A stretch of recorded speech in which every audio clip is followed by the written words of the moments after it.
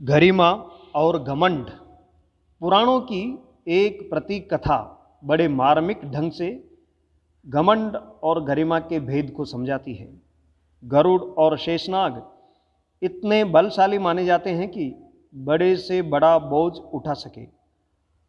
गरुड़ को एक बार इस बात का घमंड हो गया क्योंकि वे अपने साथी एक पक्षी के बुरी तरह घायल हो जाने पर इंद्र के नंदन वन से उस विशाल पर्वत को उठाकर ले गए थे जिस पर अमोघ प्रभाव करने वाली जड़ी बूटियां थी।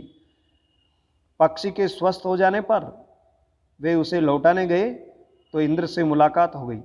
बातों ही बातों में वे इंद्र के सामने अपने शौर्य की डींग हाँकने लगे।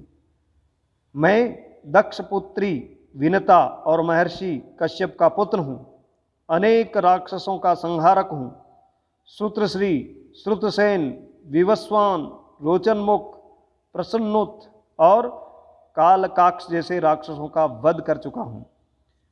स्वयं विष्णु को धारण करता हूँ।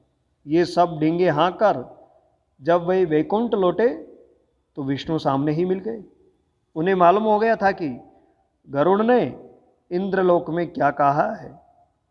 उन्होंने इसका इलाज करने की सोची।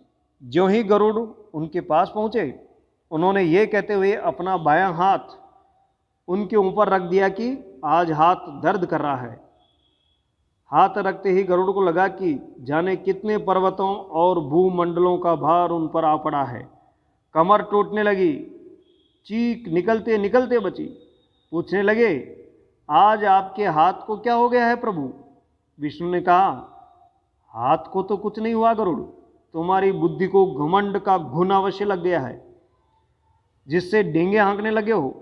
तुम तो जानते ही हो, जब मैं तुम पर सवारी करता हूं अपना भार स्वयं संभाले रखता हूं। जिस पर्वत को तुमने उठाया था उसका भार मैंने हर लिया था, क्योंकि उस समय तुम परोपकार के उद्देश्य से पर्वत ले जा रहे थे। अब सफलता के घमंड के भारी बोझ के कारण पहले ही तुम बोझिल हो रहे हो और किसी का बोझ क्या उठाओगे। गरुड़ पानी पानी हो गए। इतनी बेबाक शैली में विष्णु जी ने पहले कभी उनसे बात नहीं की थी।